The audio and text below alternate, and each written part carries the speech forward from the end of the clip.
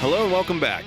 Before we get to part 2, Real Talk, please allow us to fulfill our capitalistic duty and plug our Patreon, the Contrarians Supplements. That's right. For a small fee, you too can help the Contrarians rage on. We have tiers ranging from just $1 to $10. It all depends on how much content you can handle. Starting at $1, it's the Travoltis tier, which gets you access to new bonus episodes focusing on a new movie every month, as well as access to the patron chat.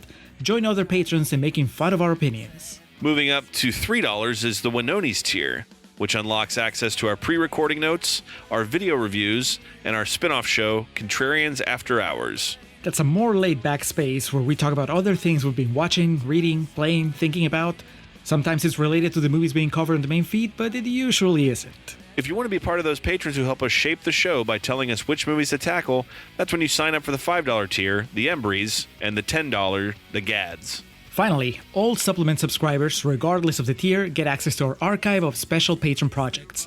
Head over to patreon.com/contrarianprime now to join. Be sure to listen through the end of the episode to find out what's coming up to the Contrarian Supplements this month. Now, it's time for some Real Talk.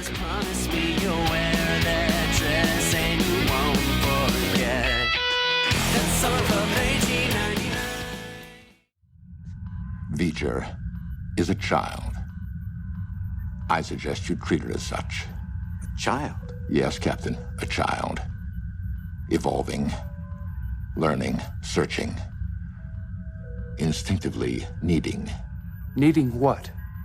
Spock, this child is about to wipe out every living thing on Earth. Now, what do you suggest we do? Spank it.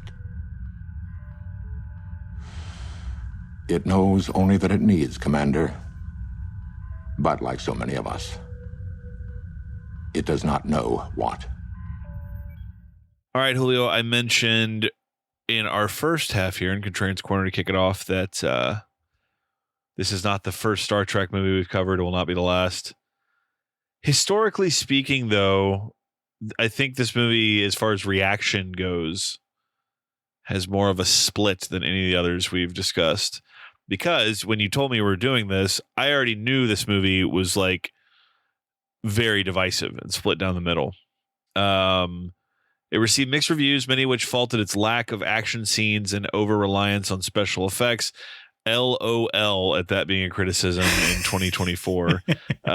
Its final production cost ballooned to approximately $44 million, and it earned $140 worldwide, short of studio expectations, but enough for Paramount to propose a less expensive sequel. $44 million for the motion picture. That was cut down to 12 for Wrath of Khan. So they were pretty much saying, you better make this shit work. And they definitely pleased critics and fans alike with that one. So circling back here, I know you are not particularly crazy about this, but would I be correct in my assessment that this is one of the more divisive, if not the most divisive in the franchise? I think so, but really, I don't really move in the circles, I think, that Ryan and Rachel do. In the sense that I get the feeling that both you Yum Potters, you get into more conversations about Star Trek the Motion Picture than I ever have. I've always been aware of its existence. You know, like I said, I watched it for the first time 4 years ago. And it was kind of I don't know if any of you are familiar with the Dark Tower series from Stephen King. I've read it. The Matthew McConaughey film? Sadly, yes. With Idris? Yeah. Yes. But you know, like that's 7 books. And I read them in order. But after I read the second one, I think that's when I found out, because I read them after the fact, they'd already been published. I found out that many people, including Stephen King, like would recommend you start with the second one because the first one he wrote it when he was really young. And so it was not like to him and to many fans of the series, they're like, if you really want to get into the Dark Tower, just skip the first one. If you like the series, you can always go back and read the first one, later. But start with the second one because the second one is where it gets really good and it really figures out what it wants to do and so on. And so that was kind of my thought whenever anybody would bring up Star Trek the Motion Picture, which is funny, Ryan, that you end up referring to it as like necessary as we were closing Contrarian's Corner, because I guess not using those words, but that was kind of like the feeling of it, where they're like, look, it was something that had to happen, but it was more of a transitional event between the TV series and then what became a series of movies. And I don't think I ever ran into anybody that told me you need to watch it, but they were, it was more like, well, you might watch it. You might as well watch it because you watch all the other ones. So not so much divisive as like less popular. I think that was my idea when I first watched it. I see. Going into it. Now, Ryan and Rachel, I feel like because you're more steeped into the Star Trek community, or at least that's the feeling I get whenever I listen to you guys talk about Star Trek. I feel like maybe you guys have a better or a more accurate idea of how Star Trek the motion picture is perceived among Star Trek fans. Yeah, I feel like we're on different levels of the iceberg. Like Alex is above the water and Julio, you're a little bit underneath. And then I am a few rungs down a little bit more. And then Ryan's several deeper than I am. But for me, it's like, I think a lot of people really enjoy this section of the Star Trek movies. Would you agree with that, Ryan?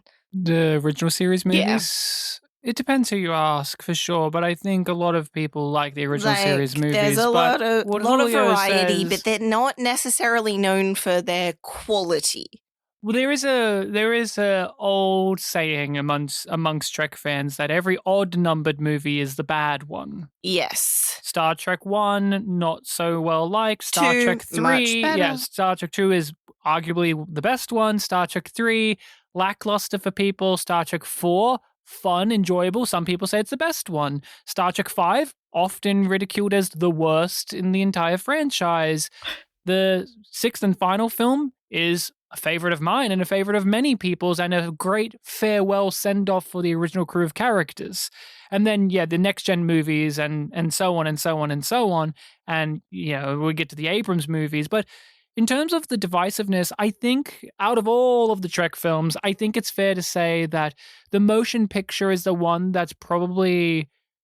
The dialogue around it is ever-changing and evolving and the most dynamic. I think a lot of Trekkies very firm on Wrath of Khan. You know what people's opinions on Wrath of Khan are. You know what people's opinions on Star Trek 5 are. But I think in terms of divisiveness, I think the Abrams movies still kick up a lot of dust for people. You will still have people who fucking hate them and fucking love them and fucking are indifferent and so on and so forth.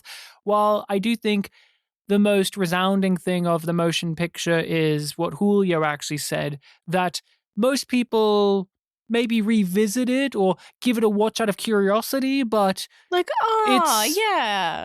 most Trekkies, it is from 2 on.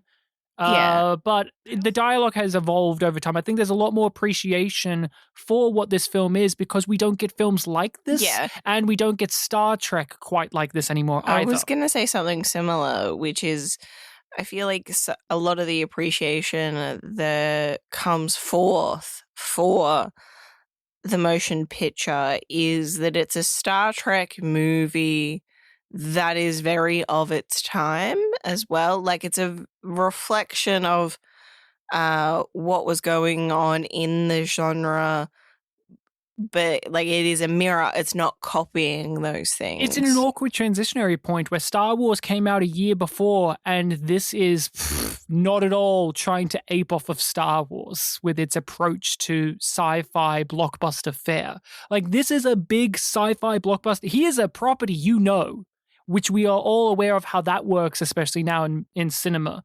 But this is its version of it, where a lot of it is just not trying to cater to what the landscape was at the time, and there's this rejection of so much of what made the series loved, but also it's a big episode. Many people in the Trek community would say, like, out of all of the movies, the motion picture is the most like an episode of Star Trek, just blown up with a big budget. TOS. And stretched out for 2.5 hours for some reason. Yes, but 2 hours 16. And that's a lot. That's a lot to ask of anybody. Bones is a thing out there. Why is any object we don't understand always called a thing? Headed this way. I need you. Let's go through our quotes real quick and then circle back to this because we're already starting to we're jumping off where I wanted to. So Julio, this would be more on the positive side of things. And, sometimes it's hard to keep up with the dates of these. So I'm curious if these are contemporary or in retrospect, because like Ryan said, I think people have grown an appreciation for this movie in the decades since. But which quotes did you pull for us? Yeah, I kind of feel like these are all modern outlets, modern as in like probably the last 20 years or so. This first one is from Groucho Reviews, which I guess maybe could have been around in the 70s, but Peter Canavis from Groucho Reviews says, the most ambitious of all the Star Trek films, philosophical and metaphysical on a grand scale. And yeah, of course, you have to write this, if he's saying of all the Star Trek films, I'm assuming that he's talking like someone who's watched at least those first 6 with the original crew. Mm. Philosophical and metaphysical on a grand scale. I mean, I guess we'll talk about this. Sam Stone from Comic Book Resources says, the motion picture is Star Trek at possibly its most cerebral, asking bigger questions about the nature of existence and sentience instead of delivering a swashbuckling adventure that audiences may have been hoping for at the time. Accurate on all accounts, I think. Matt Brunson from Film Frenzy says, science fiction is about ideas as much as about action, which is why this talky drama is a worthy entry. Is this talky? There were a few quotes that would bring it up as a positive and as a negative. And there is a fair amount of talking, but I also feel like there's just a lot of silence. You know what I mean? Exactly. And a lot of people in rooms discussing things matter-of-factly, but it comes back to the criticism that we heard ring out through most of the negatives, which is this isn't an action film. This isn't Star Wars where we're running around shooting our blasters, and this isn't big spaceship battles like we'll see in some of the upcoming Star Trek films like Wrath of Khan. This is lots of silence, lots of slow-moving shots, lots of people talking in rooms. So yeah, people are going to say it's talky because, well, it doesn't have big action in it, so it's what does it have?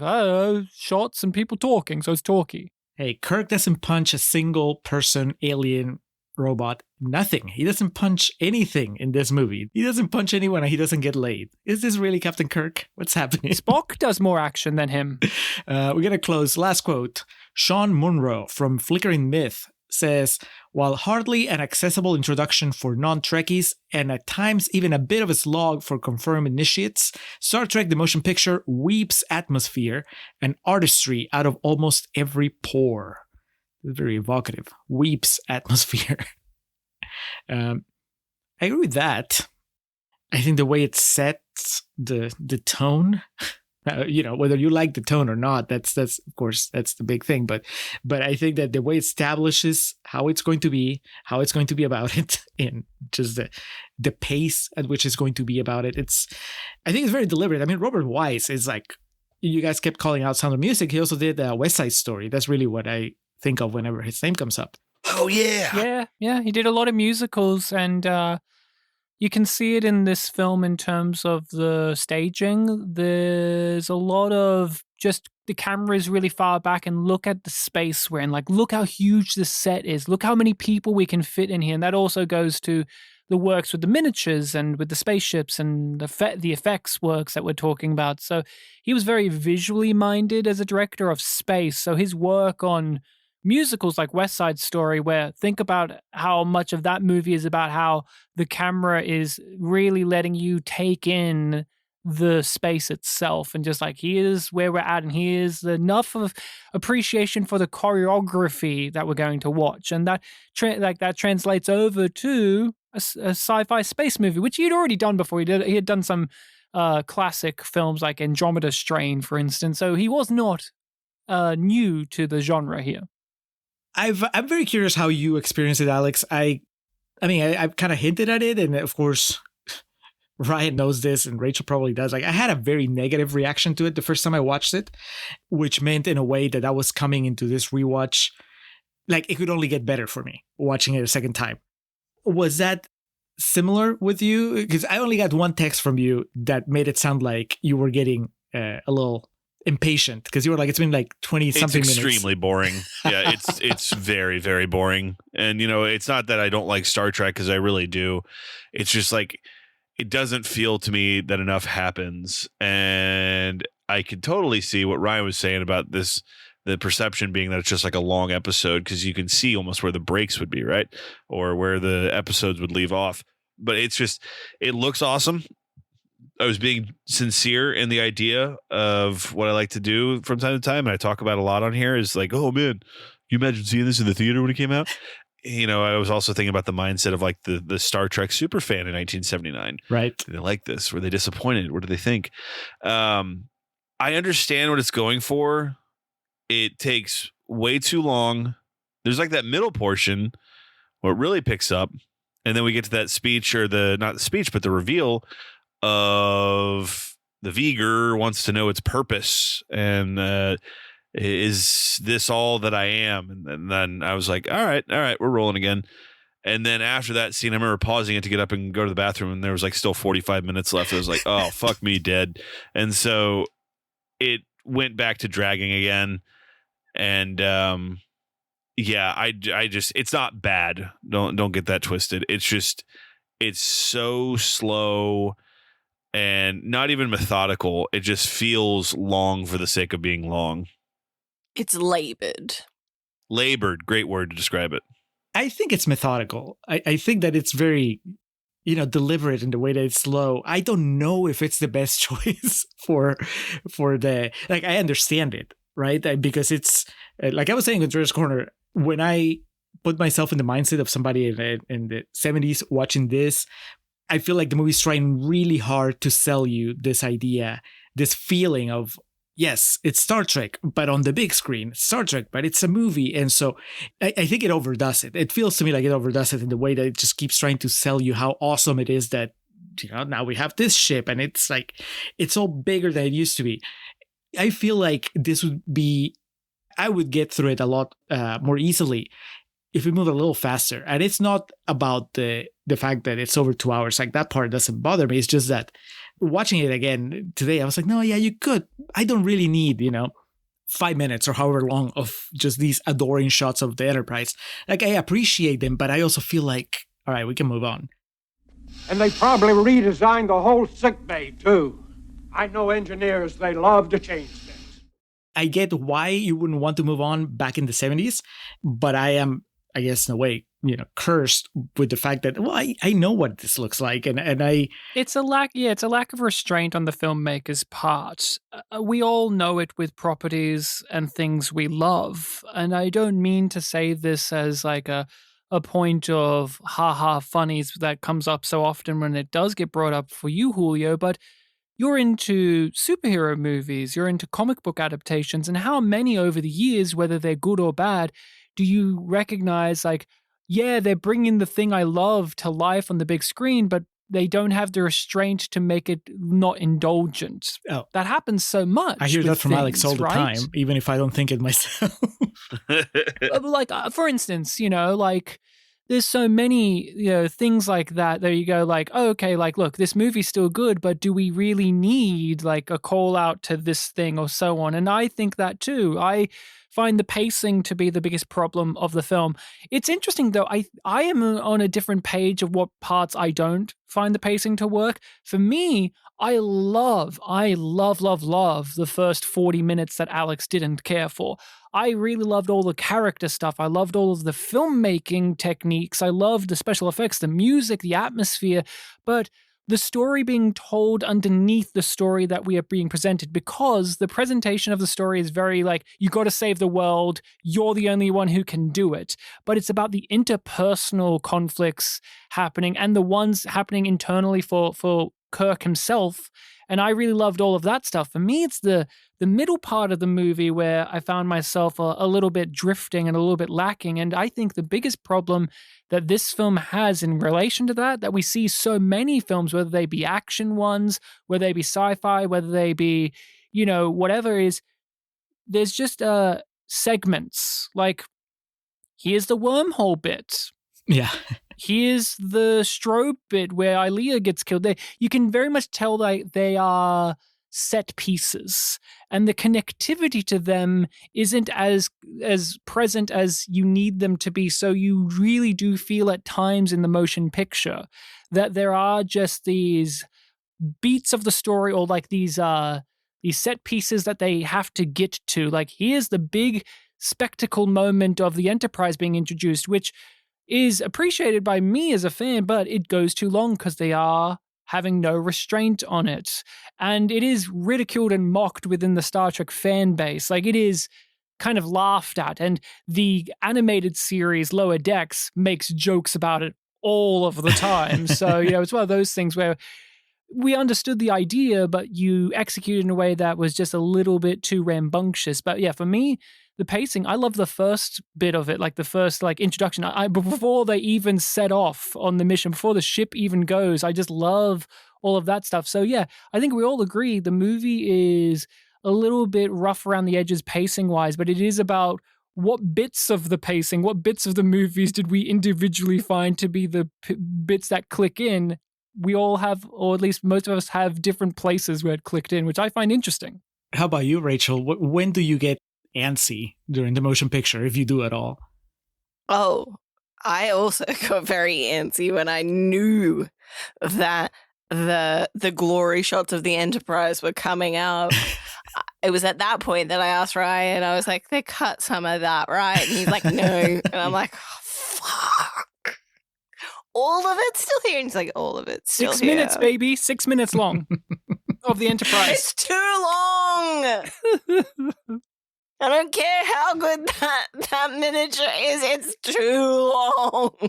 I wrote down, because I paused it just to see the time, and it was, 36 minutes before the Enterprise takes off, which, I mean, I get it in the, I don't mind that it takes half an hour, for the trip to start. And I agree that the setup is actually very interesting. I like the idea of Kirk coming back and basically trying to take over the ship, but not quite being there, like not really being able to do it smoothly. And instead he keeps kind of like tripping over and having to fend off Decker as a potential replacement, and not really having that chemistry back with Bones and Spock, and all that stuff is great. And I think that, if you need some setup for that, I mean, that's fine. But it just takes so long. Now, my other question is, like, I think something else that's vital to the way that people experience this movie is, how do you transition? Like, where is it coming into your life as a Star Trek consumer, so to speak, like a fan, somebody that's familiar? Because that's what I kept thinking this time. If you hadn't seen anything but the TV show, and then you jump into this, it's like one of the quotes that referenced it in Contrarians Corner. It's so different tonally, I feel, at least, just having watched a handful of episodes of the original series. Isn't this so much darker and so much slower and so much heavier? I would say this is the only part that I would say is it's the character dynamics that are darker and more brooding, which is what the cast had a problem with as well. So you would in Star Trek get these type of stories, these slow burn, very methodical, very heavy, like end of the world stuff, or like, oh, what is life? Like these really, metaphysical came up stories. That's fine. And what people don't realize from pop culture, osmosis of Star Trek is many episodes of the original show would end on tragedy. The show was actually quite adverse into the horror genre as well. Like, you'd have a lot of gruesome stuff in the original show. And with that 60s lighting, with like the very moody contrast and shadows, it looks like, it's very evocative. But a lot of episodes would end on like Kirk's face realizing like he didn't succeed. He fucked up. He didn't save the day here, or something like that. And the strain is the relationships, because what we all love about Star Trek, the original show, even for people who haven't really seen it, is the three-way relationship of Kirk, Spock, and Bones. They could have some fun banter and back and forth, and they would challenge each other, but at the end of the day, they were a cohesive team. The darker elements of this movie is they aren't. Spock is not willing to be part of this group again. He's not there yet, and it's all communicated in the classic scene of just Spock, sit down. He won't even sit down unless truly commanded to do so. So I think that is the difference. The rest of it is like, to me, superficial stuff. Like, yeah, it's on the big screen. Yeah, we get big model shots, and yeah, we have these like really jazzed up effects. But the story and the themes and the messaging, very much like the show, but it's about the characters and how they are treating one another and how they are reacting off of one another, and the willingness to really throw the mud on them. Like, Kirk is an antagonistic figure for a lot of this movie to the status quo.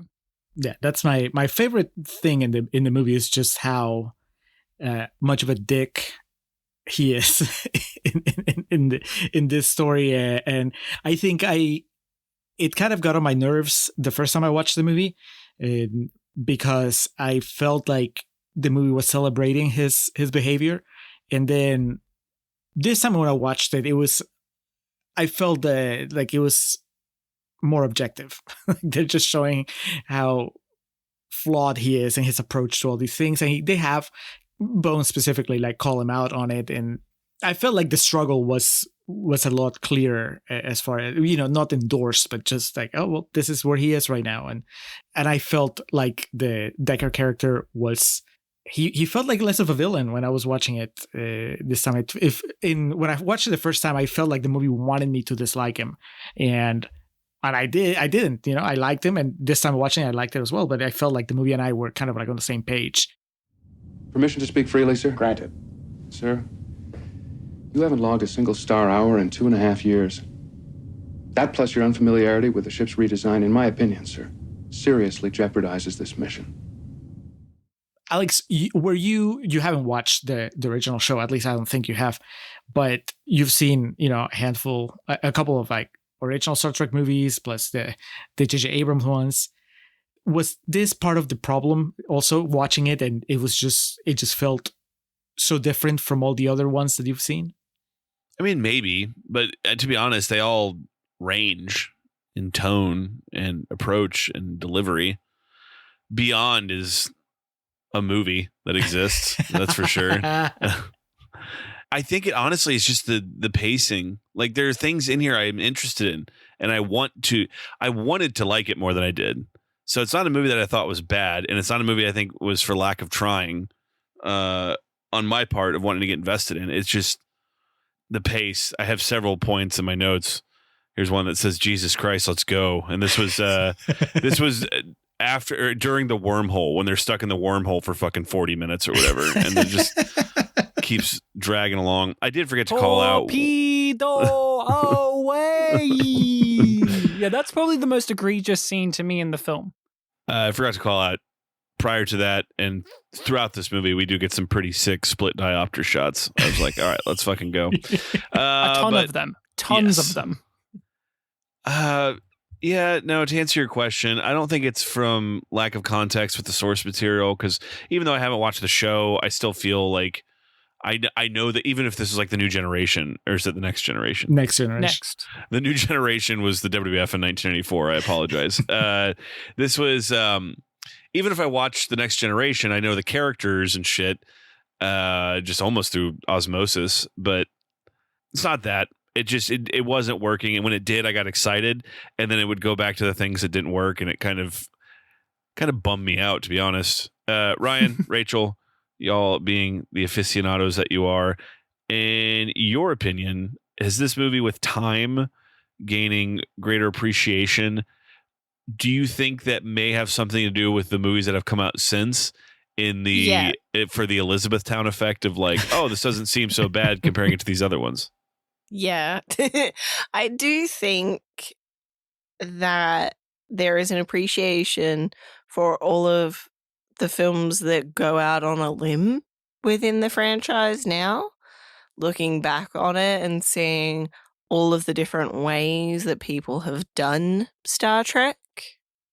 I would say there's a tinge of that, yeah, 100%, but also a genuine appreciation for the subtleties here, because there is a lot of nuances within the movie. It's a challenging movie, as we have all said. There's many things that you have to go uphill against, whether it is the tone or the pacing of it or the aesthetics or whatever the case may be, Julio, keeps talking about like, where you lost on this, where you lost. But the thing is, as stated in the Contrarians Corner, I think this movie, as well as all of them, very much sets up within the framework enough for us to understand the context of the characters and where they're at and where they're going. The point of the movie, a large point of it, is the lack of connection between the characters and then them forming it. So when we get the shot at the end of them on the bridge and they're standing there in a very like heroic lineup, it's, we went on that journey. We went with them being very disparate people to now being a cohesive team, and there's an emotional reaction there. There's like we actually got there. Like, oh, Spock is being happy to be here, and Bones is giving the advice and getting in little jabs and making little comments like, oh yeah, the last time I delivered it, it's been a while since I delivered a baby. But I do think there is a bit of the Elizabethtown effect, because Star Trek, like with any franchise that's ongoing, there's double digits worth of movies here. There's eras where they just fall into bad habits, and there's eras where they fall into good ones. And I think this is like one in which people kind of look back on it and went, maybe the stuff we considered bad wasn't that bad, because in the future we'll have Star Trek 5, or we'll have Into Darkness, or continue to lower. And I just want to bring it up, and I mean this sincerely. When one thinks of the sci-fi genre, is action a necessity to enjoy? Because that comes up pretty much in a lot of the negative reviews we heard. And I think many people associate the lack of action to be a part of the pacing problem. Like, oh, if action scenes were in this, that would improve the pacing. But well, I think that part of it, though, is that if you've watched, that's what I was saying, it depends on when you're watching the motion picture, because I don't think you can blame anyone that's a casual Star Trek fan for expecting more action. Like, I don't think that this movie necessarily needs more action, but if somebody watches, Wrath of Khan, Search for Spock, Voyage Home, any of the other movies, and then they come to this one, it really feels like there's, the set pieces are just them traveling through like slow motion. I do appreciate sequences. that you brought up the fourth film, which is just a fish out of water comedy with no real action set pieces. But they do, like Chekhov. Isn't that the one where like Chekhov is the chase scene? He gets captured by the military, but it's a comedy scene. Like, it's a comedy movie. Like, that one people accept because it's like, oh, well, Star Trek, it's a time travel movie. Like, it's silly fun. And they're doing the classic, like, well, this is what the current, like, our current day is, but these future people don't understand it. But like Alex said it, like, these movies range. Yeah, but still, they feel more.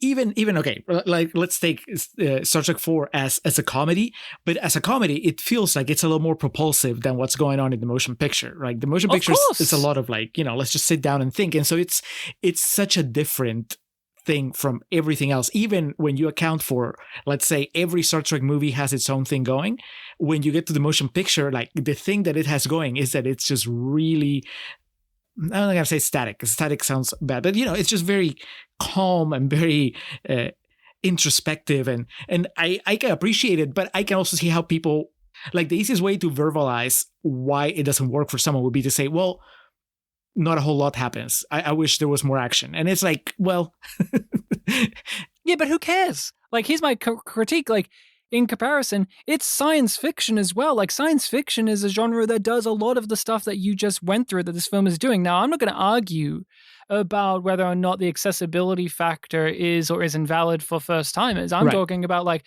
the genre, and I get so fed up. Like, it's like talking to studio executives right now. It's like, what the problem with this Schindler's List is? It doesn't have a kung fu action scene. It's a bit boring. Throw that in.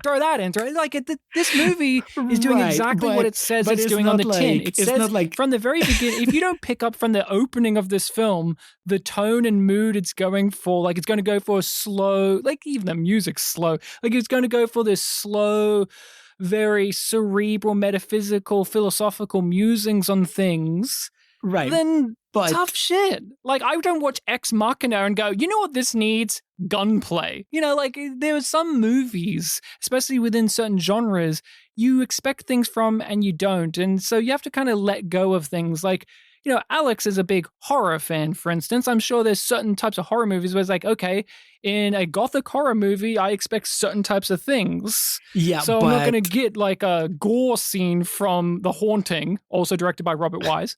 So, right, but this is a like, franchise. That's what I'm saying. That's the thing. Like, it's not like there's like a Schindler's List 4, The Search for Oscar or whatever. That's more action packed. Yeah, and this then is you watch Star the Trek: first The one. Motion Picture, the number one film. Like you're like, it's hard to like. I get it, the frame of reference, but that's what I'm saying. Like, there's so many films, they all do different things. But then here's the pendulum swing.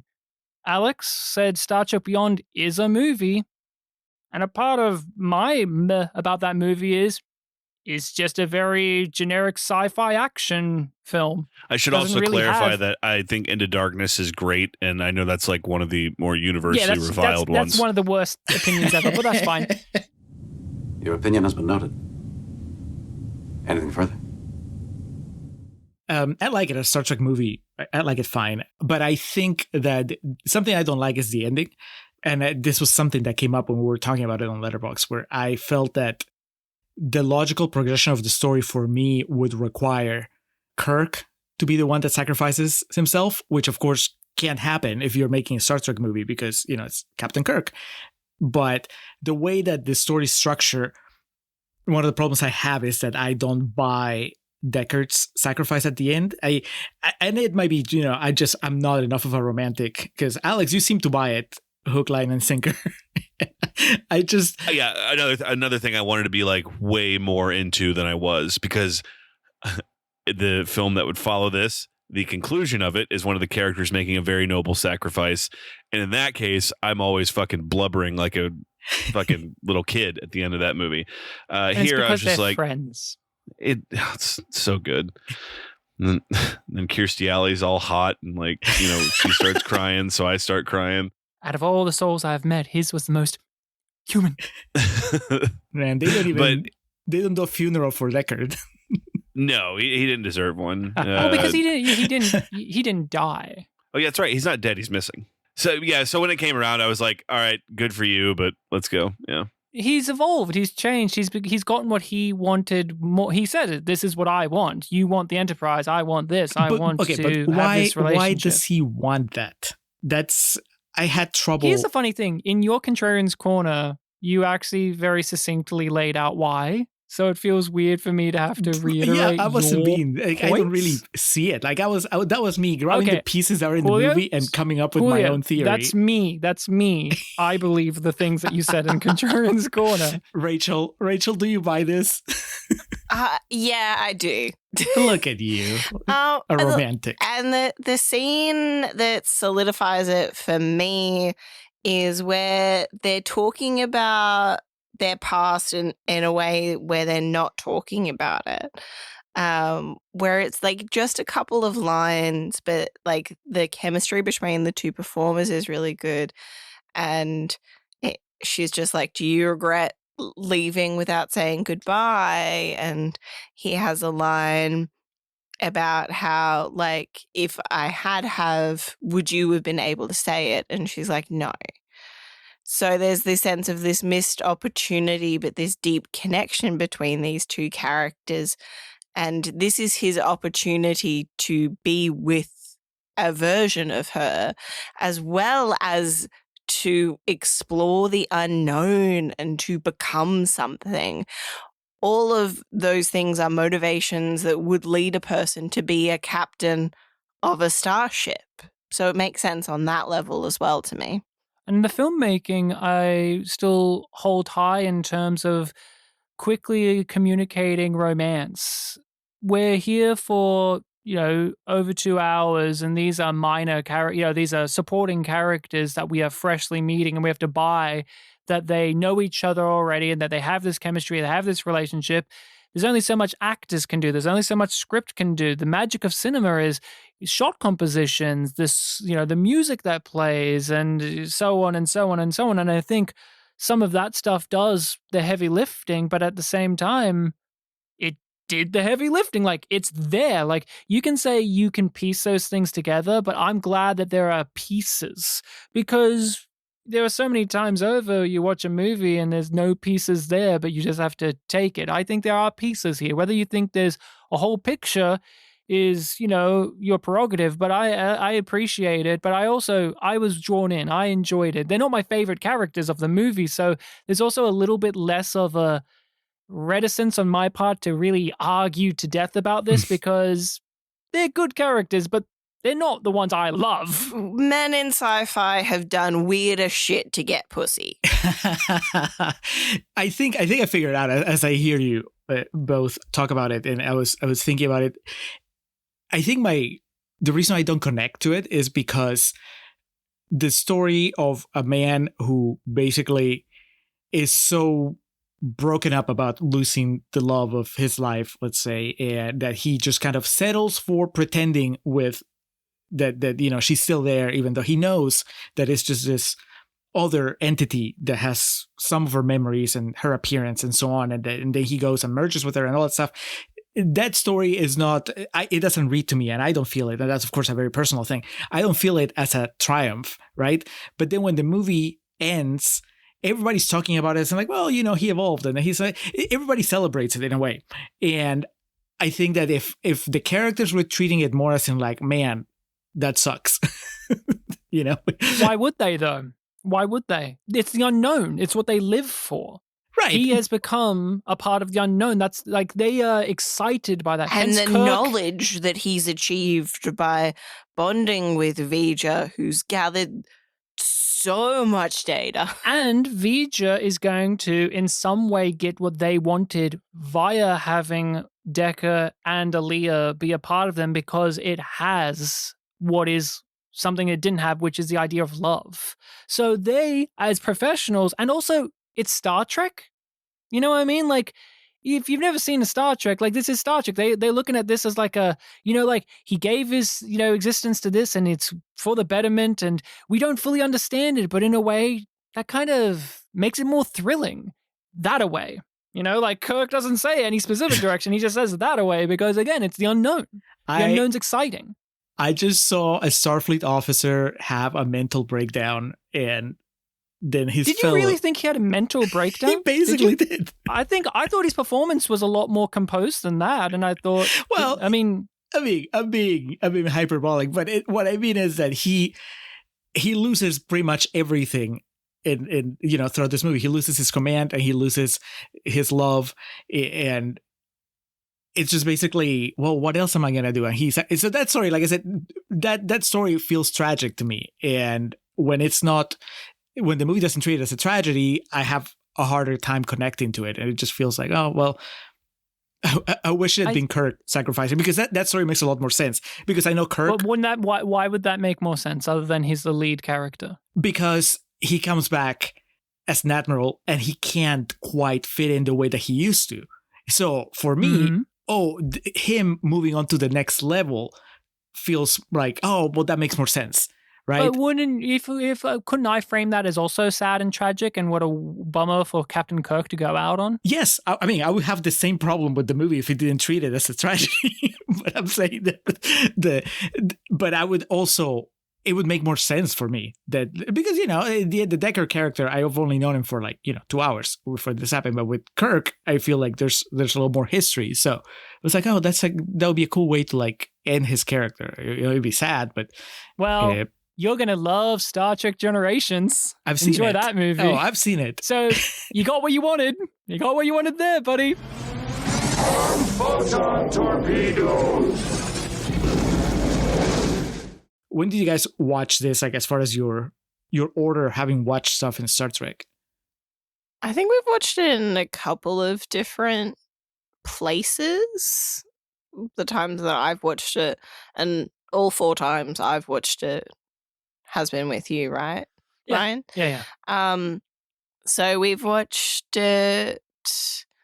I watched this before I watched most of TOS. That was the first time that I watched it, and I was just like, okay, I guess I don't like 70s sci-fi. That was my takeaway, because I was just like, this is really fucking boring. But I was just like, oh, like it's interesting the way that they're tackling themes and ideas. But I was just like, it was a slog to get through that first time, not having connections to the characters. And I know that one time we watched it after we finished watching TOS, I think. Yeah. And then another time, I think it was when we recorded our thoughts on it for our Patreon, that we were partway through a rewatch of TOS. Yeah, and then when we kind of skipped ahead to watch it. And then for this. And then for this, where we haven't really engaged with any TOS lately. I've watched some here and there, but as is the case with anything you love, you watch it if you're in the mood. I tend to try and watch the movies in release date order. I'm just that type of person, but if I'm in the mood or if it's on TV or however you catch it, and I really liked what Rachel said about, like, I guess 70s sci-fi is not for me, it's boring, and that's definitely a valid take on it because there's certain eras of certain things that you do or do not care for. Like, I know Alex, loves horror and stuff, and for me, like, your 80s slasher movies, I find, especially, your Friday the 13th, I find them to be dreadfully boring, but I still like the horror genre, I still like other things and within it, so it's not like I'm adverse. And same with science fiction. Like, I don't like 50s sci-fi. I find them incredibly boring, but then I know people who love 50s sci-fi, and 70s sci-fi I always am a flip of the coin on as well. But Julio talked about, like, the Decker Kirk relationship, and I love that too. What I love about the Decker Kirk relationship and the Spock Kirk relationship and all of that is Shatner, William Shatner. I think he gives a fantastic performance in this movie. I may have a hot take here for people. I don't know where people land on this. Everyone has their favorite modes of Shatner and favorite iterations of the Kirk character, but for me, I think this is his best performance as Kirk. I think it's a great mixing pot of the 60s show and the movies. I think this is a great halfway point where he has that dignified, very restrained type of military performance, but also those eccentric, quirky, kind of high energy modes of Kirk as well, and of Shatner, where a lot of the scenes that I really loved were him oscillating and bristling between those two modes with very specific acting choices when he's left alone and he's just confused of what to do with himself. One of my favorite scenes is after Bones basically tells him, you're the one that's competing, you're the one that's the problem here, and he walks out and we see the door close on Kirk, and it's a glass door, but it's a tinted one, and Kirk is just left in this darkness. And I thought Shatner absolutely nails it in this movie. I know that it's easy to make fun of him. He's a love it or hate it performer. He's very Shakespearean and very theatrical, and he has the iconic line deliveries and voice stuff, but I think this is one of the more subdued and restrained performances from him, while still giving you the goods of what you like about William Shatner's performance or what you loathe. But to me, I am just drawn in by his performance, and I think this movie is a real great showcase for why he is Captain Kirk. He is definitely at his most Shatner-esque, I think. That was my thought. And I like him more. I liked him more in this rewatch than the first time. The first time I felt like there wasn't enough there for me to really appreciate. But I think that part of it is just what you're saying. It's just so pulled back. It's so reserved that it might not be easy to appreciate it the first time around. And this time I was a little more in tune and I knew what to expect. So I was just like looking out for it, I guess, in a way. And I mean, it's just, it is very much the Shatner delivery and what you just said. If you don't like it, well, that's how it is, you know.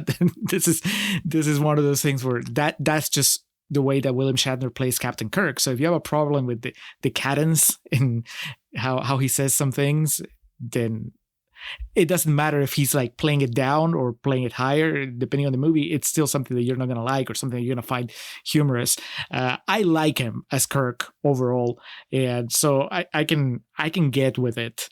I don't think this is like the best Kirk. Again, I don't want to fall into, just like Alex, I don't want to be like, oh, well, you know, this is nothing compared to what he does in Wrath of Khan. And I know what you're going to say. Ryan's going to say that, well, Wrath of Khan is more like showy of a performance because he cries and he, you know, he's having the midlife crisis and all that stuff. But what do you want me to say? Like, that is, you know.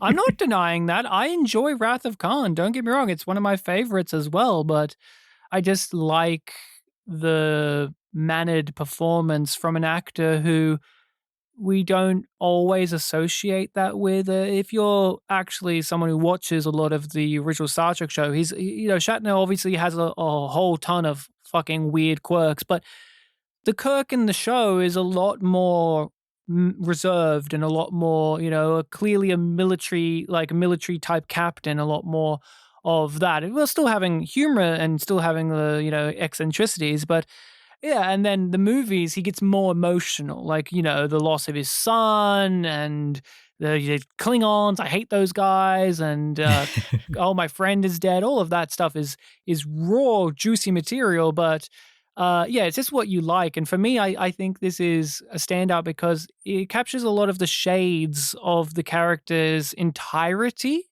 and yet this is, still more of him to see as a character when this was made. But I think when you step back, I think this performance captures pretty much most of the character really well. Rachel, is this the best Kirk? I don't think it's the best Kirk. I get turned off by how many Shatner pauses and emphases there are of the Spark. Like those kind of variety. There's just too many for me. Why, it's Mr. Spock. Spock. He sounds like he wants to fuck Spock. Spock. I don't care about that. It's part of the weird delivery. Go for it. That is a real director's cut. Yeah. Like, it just doesn't have the right balance for me. But I don't know if I would say that Wrath of Khan is the best either. I don't know what is the best Kirk. It's definitely not Generations. I was about to say, you want to say Generations. He's chopping wood. Say that with confidence. No. I don't want to sound like like a real dickhead here, but I would rather this age of eccentric and memorable performances. Oh, you love something that swings for the fences. But here's the thing. In my mind, it's so true. Each one of the original series cast members and their characters are memorable because they are all weird performances. They're all memorable performances. They all got these voices that we could all emulate and all of these mannerisms and all these things. And then you get Chris Pine, who's just a blonde guy. That's it. And I like Chris Pine as an actor. And I just think, like, say what you will about William Shatner, but he commands the screen whether you want him to or not. And I really felt for his portrayal of Kirk in this movie. For me, I really felt the sorrow. You look in his eyes. Shatner has very expressive eyes. We talk about the voice and the mannerisms and the gestures, but he's got these very big expressive eyes. He keeps looking at Spock lovingly, but also painfully. The scene that possibly my favorite is the sit down scene. All he wants is him to sit down. Like, it's a symbol. It's a gesture of just like, be with me. Be here with me now. Be comfortable. Be relaxed. Be my friend. And it's not happening. And you just see that it eats him up on the inside. And Shatner really carries that torment and that pain with him as well. And then I know you two often make a lot of fun of William Shatner's performance in Star Trek V, where it's a much more heightened version of Hey, this performance with in my love. mind. We do it with love. Oh yeah, with love. Yeah. But isn't it like a 10 times more high energy version of like that scene here that I'm referencing? You kind of see him kind of play those a lot higher up. And by the time of Star Trek V, where he's like, I'm the director now. No, I like him. I just, there's maybe if I like the movie better, then I would have an easier time maybe appreciating what he's doing on the level that you appreciate it. But I'm kind of like a little more like with Rachel, where sometimes when he just gets to be super Shatner in some moments, it takes me out. Or it's not that it takes me out. It's just that it suddenly clicks. And it's like, wow, he's being very Shatner in the scene. And I never think that in say Wrath of Khan again, just to fall back on the easy one. But I still like him. I mean, look, I'll tell you this: for all the things that don't work, a rewatch has significantly improved how I feel about the movie. I've also, I mean, like I said, I watched it 4 years ago. I think that I've mellowed out in the past 4 years, and I'm more accepting of what the motion picture is trying to do. You also know what to expect of it, which Yes. you've touched on. But like knowing that this movie is slow and experiencing its pacing, two very different things. Yes, that is very, very true.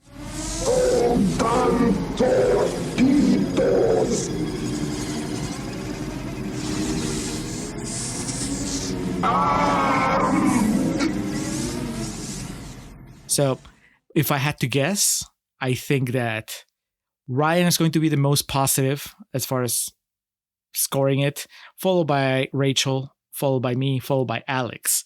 But I don't know. This is not a bad movie. Uh-oh. This is a lovingly made movie. And there's quite a lot of it that I really do enjoy. Like, I was excited for about 20 minutes knowing that the Spock sphincter scene was coming up, as I was calling it. Because it's great visuals. And it's like, that is where you get some of that suspense. It's not action, but it is like, well, what's going to happen here? What level of safety does Spock have in this situation? But I was just way too fucking bored to give it a yum yum this time. Wow. Wow. Wowie wow. Yeah, of course I'm the most positive. I give it a yum yum. On our rating system, yum is bad, yum yum is good. We're very binary. We don't do letter ratings No or shades of gray, no shades of yum. stars or whatever. No, of course not. As God intended, Julio, as God intended. No. Thumbs up, No. thumbs down, as Siskel and Ebert would have. No, But but- even they did 2 thumbs up. Yeah, well, that was stupid. What were their opinions of this movie? I didn't hear it. I like this movie a lot. It's not my favorite of Star Trek in general, not even just the movies. It's one that I go back to when the mood is right. And I really do appreciate how thought-provoking. Well, Bones, of course, I love. He's my favorite. One of my favorite characters in all of Star Trek. But Bones is the best. he is the best. But I appreciate how thought-provoking it is. That it's challenging. That it doesn't give the characters and us the thing we want. I understand the conversation about a middle ground, but I am perfectly content with how this film approaches things. I agree that the pacing is a problem and there are some scenes and sequences I don't care for, but at the same time, that's Star Trek for me. There's so much of Star Trek that I don't like as well, and yet I love it. It's a thing that some Star Trek fans have a hard thing comprehending. Like, you can love it, but also, like, I would say there's a good 40% of Star Trek that's just, like, not good. Like, there's a good chunk of change. Like, we briefly touched on it, but like entry point for Star Trek is beyond fucked up. Because what you gonna say? Because like in all realness, the original series is a great show, but many people won't watch it because it's old. And I think that's a very lame excuse, but it is a reason that many people do not watch certain things because they're old. And, I can't, appreciate that. Okay, fine. And then, the other Star Treks like Next Gen and all of those, their first seasons or 2 or 3 are real rough. So if I say, Alex, you should check out Star Trek The Next Generation, I'll just be forewarned that the first 40 episodes probably aren't that good. But you got to eat your vegetables. That's not how things work. But I like it nonetheless, and I do miss Star Trek taking its time to tell its story. Now it's just rush, rush, rush, and less characterization for my taste and less engaging and grappling with these ideas. So for me, it's a yum yum. Alex, is this hooey? It doesn't cross into hooey territory. It's not hooey, Roger. I would give this a solid C. When this began, it was probably more of a C minus, so it worked up my opinion a little bit because it's great to look at. There's some interesting parts to it, but it's I was just very, very bored the entire time. It's not like objectively bad by any stretch of the imagination. It's very plotting. So Julio, this comes down to you now. So 4 years ago, I watched this May 3rd, 2021, and I must have been in a really bad mood because my review on Letterboxd is pretty it's angrier than my standard review. I gave it 1.5 stars. And I was the final line is it's an impressive lack of basic storytelling, which is really harsh. And I don't feel that way now. And even if I felt that way at the time, it was probably coming out of I think disappointment. Maybe I was just a little angry that I got worked up about finally watching the one Star Trek movie I hadn't watched. And then it was just very much not to my liking. I enjoyed it more this time. I think I want to try to focus on the things that work and not so much on the things that don't work. I'm going to give it 2.5 stars. I wish it either focused more on Kirk and it was more about Kirk trying to take back the ship. Just make that and do away with the Deckard's subplot other than it, have that character exist in service of the Kirk story, or just turn it all around and just make it more about Deckard and really sell me on that relationship. I guess, that's just what I wanted. But at the end, I watched it. I admire a lot of the stuff it does, and it really helps. I don't do it often, but it really helps if you just sit back and are constantly thinking, oh yeah, but this was back in the 70s and people were just sitting there and taking this in kind of for the first time. This is not, there weren't 10 Star Trek movies and 5 Star Trek TV shows. It was just, this was it. And so that makes it also feel a little special. So 2.5, I'm going to live by the Dark Tower rule. I would just tell people, start with Wrath of Khan. I think you can do 2, 3, 4, 5, 6. And then you can go back to the motion picture. And then you can either go to the original series or you can move forward to Next Generation. By then, I think that you're so in love with the universe that you'll just, you won't mind the bad stuff because as long as you know that there's good stuff coming. That's the good entry point, Ryan. I think that will be my answer. Wrath of Khan tells you a very accessible story, especially I think for people that are just more adults, right? Is the middle-age crisis story wrapped in a Star Trek shiny wrapper. I think that makes that movie sing for me, at least. Mr. Scott, shall we give the Enterprise a proper shakedown?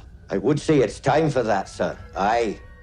Anyway, we have reached the end of the Star Trek part of the episode. We are now at the part where we tell people about Yum Yum Pod and what's going on. This is going to drop in the middle of December. Are you guys done with The Expanse? I thought I saw that it was just we're doing the serious recap and that was it? Yeah. Ryan can confirm that confirm or deny our coverage of The Expanse will be done by this point. So we release our content on Patreon first. So as of this recording, we have just wrapped up the Expanse coverage on there. So on the main feed, it will still be going. We are partway through the penultimate season of the show. So we have a season and a bit on the main feed.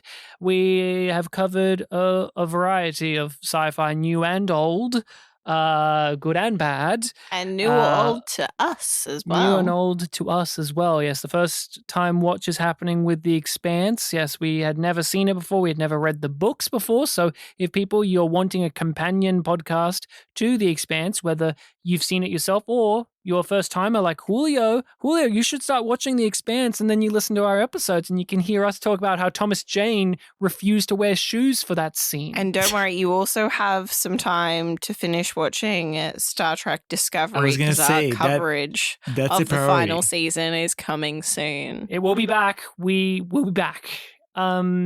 We also are watching through and discussing the newly minted Dune Prophecy, the prequel Dune series starring, a bunch of random people, and half the cast are Australians. So finally, we got our wish of a sci-fi show with Aussies in space. Yay! that isn't Farscape. Yay! So we got it. Or the pilot of Space Above and Beyond. Yeah, or the pilot episode of Space Above and Beyond, which was filmed here for some reason. But we're having a grand old time. So people, you can find us under Yum Yum Pod or Yum Yum Podcast on all of the internet, social medias, podcatchers, and yes, on Patreon as well.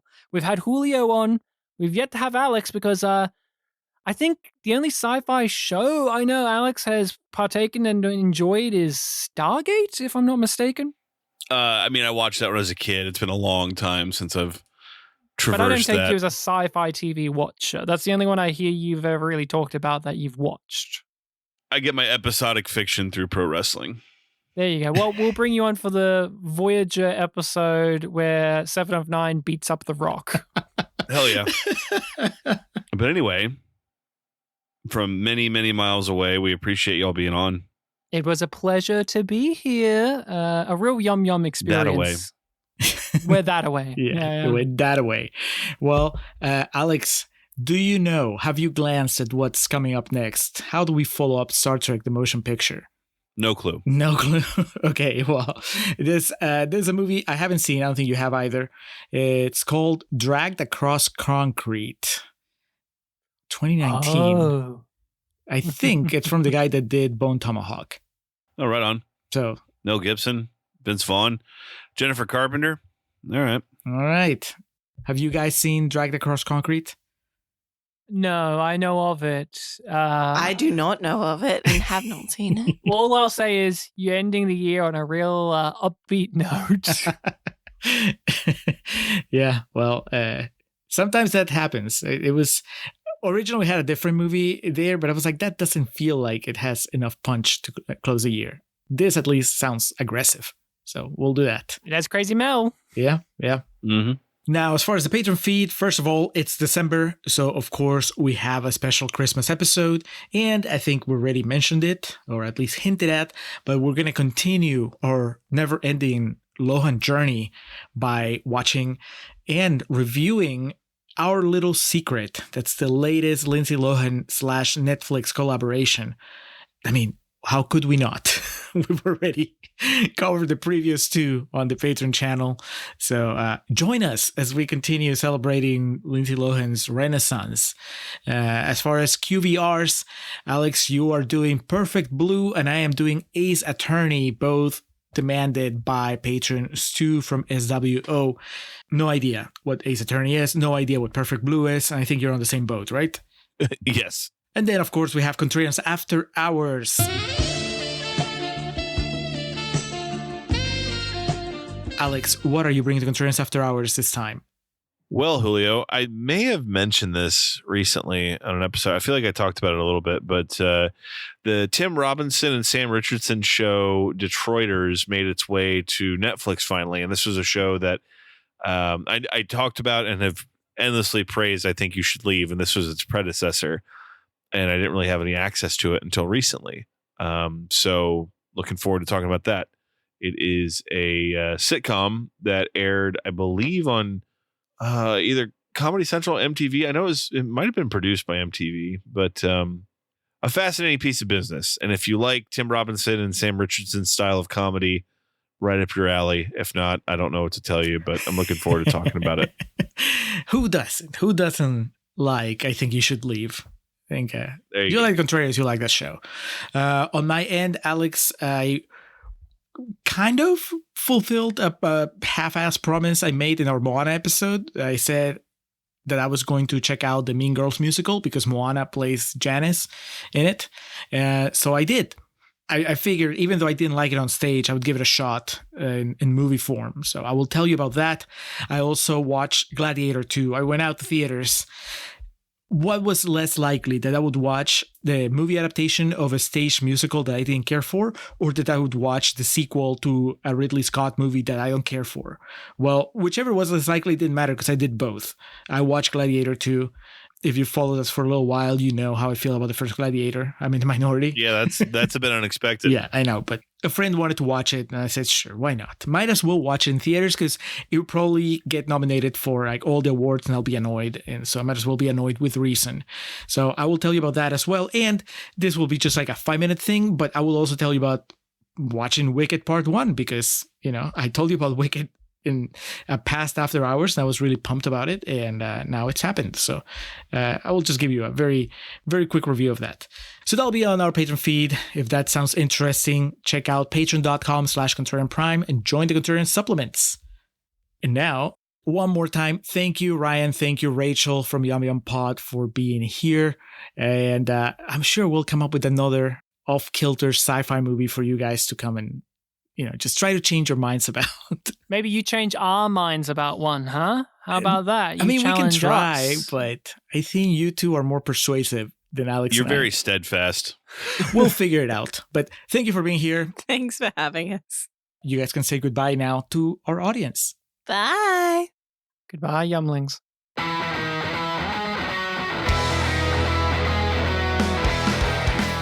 Welcome to our end credits. Or as we usually call them, our perennial plugs. We start off by giving thanks to the Festive Years who provide our opening and closing tracks. They kick us off with Last Stand and take us home with Summer of 99. Be sure to head over to thefestiveyears.com for any and all Festive Years needs. Our friend and fellow podcaster Hans Rothgieser is the man behind our logo and all the art you see related to our show. Reach out to him and let him know how much you like that little tomato. His email address is mildemonios@hotmail.com and his website is mildemonios.pe. That's MILDEMONIOS. Hans, thank you for all your support. For those interested in the regularly absurd world of professional wrestling, Joe and the boys over at latenightgrin.com have you covered. Tell them the Contrarians sent you. And we like to close with special thanks to our social media team of Zoe Perez and Corey Ari. Each of the social media accounts we mentioned in the introduction look as good as they do because of their work. So that'll do it for this episode of the Contrarians, where we're right and you're wrong, and we will catch you next time. Just for old time's sake, I really don't care who